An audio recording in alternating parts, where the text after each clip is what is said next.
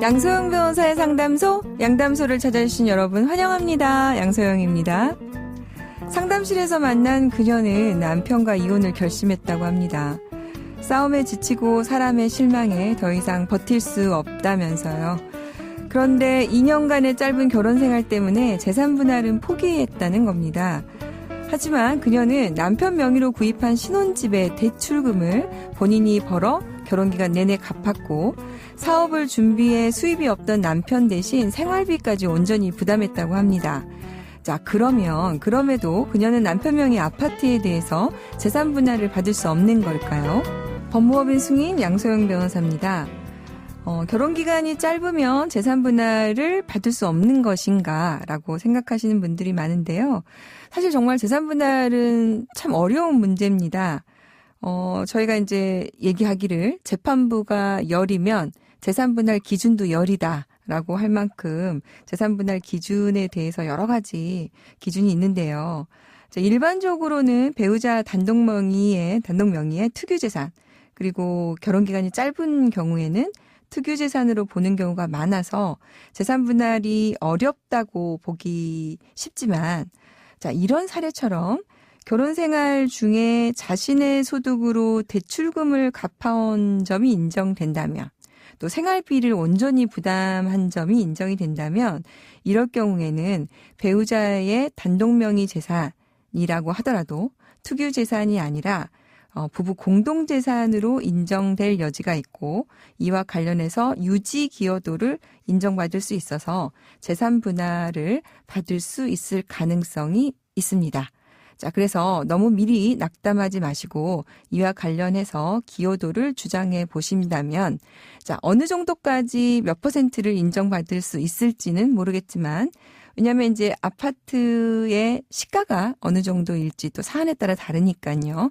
몇 %를 인정받을 수 있을지는 모르겠지만 재산 분할을 일부 인정받으실 수 있을 가능성이 있을 것 같습니다. 양담소에서 함께 나눠볼 법률 궁금증이 있으시다면 YTN 라디오 양소영 변호사의 상담소 홈페이지에 남겨주시면 됩니다. 여러분, 퀵란이란 말 들어보셨나요? 마치 도로에 불쑥 튀어나오는 고라니 같다며 퀵보드와 고라니를 합친 신조어인데요. 전동 퀵보드 공유 서비스가 늘어나면서 관련 사고도 끊이지 않고 있습니다. 어떤 점을 주의해야 할까요? 전동 킥보드 법적인 문제를 모두 짚어드립니다. 자, 이분과 함께합니다. 이준상 변호사님 나오셨어요. 변호사님 안녕하세요. 네, 안녕하세요. 법무법인 최선의 이준상 변호사입니다. 네, 떠오르는 신예 변호사님. 변호사님 전동 킥보드 타보셨습니까? 네, 저도 뭐 출퇴근할 때나 아니면 뭐 가까운 약속 갈 때 전동 킥보드 많이 이용을 해봤습니다. 역시 신세대시군요. 네, 저는 아직 안 타봤는데, 그러니까 많이 늘기는 느신 것 같더라고요. 네, 요즘 길거리에 보면은 전동 킥보드 타고 다니시는 분이 굉장히 많이 는 것 같아요. 그래서 뭐 업체를 통해서 이렇게 대여하시는 방법도 있고, 요즘은 뭐 출퇴근을 위해서 직접 전동 킥보드를 구매를 하셔서 타고 다니는 분들도 계신 것 같습니다. 네. 자전거 탈 때도 헬멧 같은 거 이렇게 안전기구 하고 하잖아요. 네, 맞습니다. 이게 뭔가 규제가 있지 않습니까? 탈 때? 네네. 이제 원래는 뭐 법령상에 이제 뭐 원동기 장치 자전거나 뭐 전기 자전거 이런 개념은 있었는데요. 이런 전동 킥보드에 대한 이제 개념이 없었습니다. 그래서 기존 규제를 뭐 그대로 적용해야 되는지 아니면 뭐 좀 덜 적용해야 되는지 이런 좀 논란이 있어 왔습니다. 아, 그래서 면허가 필요합니까? 그거 타는데? 네, 뭐 그걸 말씀드리면요. 현재는 이제 전동 킥보드가 아직 도로교통법상으로 원동기 장치 자전거의 하나로 이제 분류가 되어 있습니다. 그래서 이 원동기 장치 자전거 면허가 필요하고요. 뭐 2종 보통이나 2종 소형 면허로도 뭐 가능합니다. 이런 면허는 이제 특히 원동기 장치 자전거 면허 같은 경우는 만 16세 이상 취득 가능하기 때문에 뭐 초등학생이나 중학생 같은 분들은 이제 탈 수가 없는 거였죠. 근데 이제 이런 전동 킥보드가 좀 많아지면서 이제 도로교통법이 개정됐습니다. 그래서 개인형 이동장치라는 개념이 신설되었는데요. 그래서 이런 전동 킥보드 같은 이동장치 같은 경우에는 운전면허 없이도 이용을 할 수 있도록 하고요. 도로교통법에 있는 뭐 여러 제한사항들을 좀 적용을 덜 받게 하도록 이런 규정들이 좀 신설이 됐습니다. 그래서 2020년 12월 10일에 이 도로교통법이 시행이 되는데 이때부터는 이제 운전면허 없이도 전동 킥보드를 이용하실 수가 있습니다. 아, 그러면 지금은 운전면허가 있어야 되는 건데 앞으로 이제 12월부터는 운전면허 없이도 탈 수 있는 건가요? 네, 맞습니다. 한 달 후부터는 운전면허 없이도 탈 수가 있겠습니다. 아, 그럼 이제 좀 더 쉬워지는 건가요? 네, 좀 규제를 풀어준 것 같습니다. 아, 그렇군요. 그러면은 이제 오히려 사고가 지금 많아서 문제인 건데 앞으로는 더 편해지는 부분이 생기는 거네요? 네, 네, 그런 면이 있습니다. 전동 킥보드라고 하려면은 거기에 갖춰야 될 요건이 있습니까? 어떤 것들을 기준으로 해서 전동 킥보드다 아니다. 네, 이 부분도 이제 도로교통법에서 이제 규정을 새로 하는 부분인데요. 그 킥보드가 시속 25km 이상으로 운행될 경우에는 전동기가 작동하지 않도록 해야 되고요. 또 차체 중량이 30kg 미만이어야 됩니다. 그래서 앞으로 또 뭐 도로교통법 시행규칙에 따라서 추가적으로 또 제한이 가해질 수는 있습니다. 아, 그러면 이제 이렇게 미만인 경우에만 운전면허 없이 탈 수 있고 그 이상인 경우에는 운전면허가 필요하고 이렇게 나뉘어지게 되겠군요. 네, 맞습니다. 네. 그러면은 여기서 이제 운전자가 꼭 지켜야 할 사항이 있을까요? 네, 이제 도로교통법에 따르더라도 개정 도로교통법에 따르더라도 이제 지켜야 될 사항들이 몇 가지가 있는데요. 먼저 음주운전은 당연히 금지가 됩니다. 네, 네, 예. 이거 굉장히 중요할 것 같습니다. 네, 네. 음주운전을 하시는 경우에는 뭐 일반 자동차나 자전거랑 마찬가지로 동일하게 처벌이 되고요. 또 승차 정원 준수 의무가 생겼습니다. 네. 이제 길거리에 보시면은 막 연인들이나 뭐 친구분들이 뭐 두 분씩 타고 다니시는 분들이 좀 계신데요. 이거 정말 위험해 보이더라고요. 네, 맞습니다. 그럼 좀 컨트롤이 잘 안 돼서요. 네. 네, 이제 승차 정원을 정해져 있고요. 뭐 구체적으로 정원이 지금 법으로 규칙으로 나온 건 아니지만 아마 1인으로 규정될 것으로 예상이 됩니다. 그럼 이제 두 사람 타는 건 안 되는 거네요. 네, 맞습니다. 그리고 이제 운행 도로에 문제가 있는데요. 원래 이제 도로교통법 개정 전에는 자동차의 일종이었기 때문에 차도로만 달려야 했습니다. 그런데 이제 이번 도로교통법 개정되면서 자전거랑 동일한 통행 방법이 적용이 됩니다. 그래서 자전거 도로가 있다면 자전거 도로를 이용을 하셔야 되고요. 자전거 도로가 없는 경우에는 가장 바깥쪽 차선을 이용을 하셔야 됩니다. 네. 그리고 인도에서 주행하는 거는 특별한 사정이 없는 이상 원칙적으로 금지되어 있고요. 도로를 이제 횡단보도로 횡단하실 때에는 킥보드에서 내려서 끌고 가셔야 됩니다. 사실 이제 그동안 많이 이제 나왔던 게 사실은 낭만적으로 보이긴 했어요. 이렇게 둘이 같이 막 이렇게 다니는 네. 게. 그런데 위험해 보였다는 거. 네. 근데 이제 이게 없어지겠네요. 맞습니다. 1인으로 되게 되면. 네. 그다음에 갑자기 고속도로로 막 이게 전동 킥보드가 뛰어들어서 놀랬다 운전하다가 네. 라는 얘기가 있었는데 이게 이제 없어지겠군요. 네, 자동차 네. 전용 도로이기 때문에 네. 킥보드로는 네, 가시면 안 됩니다. 네. 그게 이제 앞으로는 개선이 되겠군요. 그리고 이제 인도를 걸어가는데 갑자기 뒤에서 달려오던 전동 킥보드에 치여서 넘어지는 사고가 있었다고 해요, 변호사님. 네.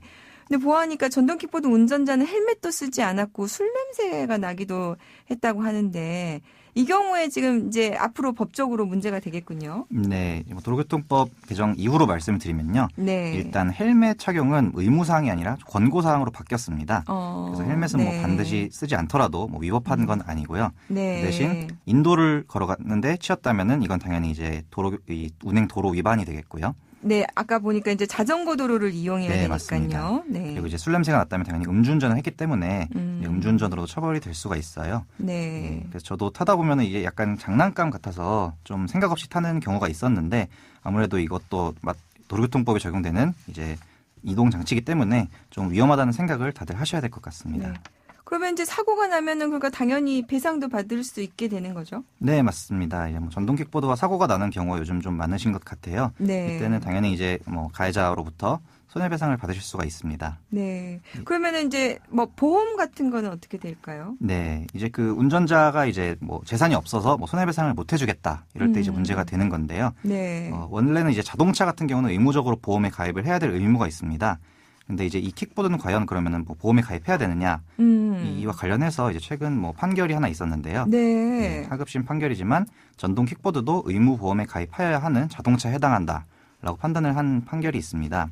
아, 그래요? 네. 근데 이제 문제는 현재 이 전동 킥보드 운전자가 가입을 할 수 있는 보험 상품이 현재 시중 보험사들에 출시가 되어 있지 않아서 뭐 가입되어 있는 보험이 다 없는 실정이고요.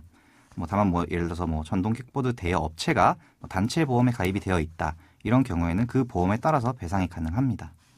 근데 지금 변호사님이 아까 말씀한 거로 보면은 운전면허나 이와 관련해서는 불필요한 걸로 되어 있는데 지금 보험으로 관해서는 또 자동차로 봐서 의무보험으로 가입해야 한다는 판례가 있으니까 이 부분은 조금 불일치가 되어 있는 부분이 있네요. 이 판례는 이제 그 도로교통법 개정이 반영되지 않은 판례예요. 네. 그래서 이 뒤에는 어떻게 판단할지는 뭐 확실하진 않지만 네. 기본적으로 지금 정치권을 중심으로 이런 이제 킥보드 문제가 많아서 뭐 법을 좀 새로 만들려는 움직임이 있는 걸로 알고 있어요.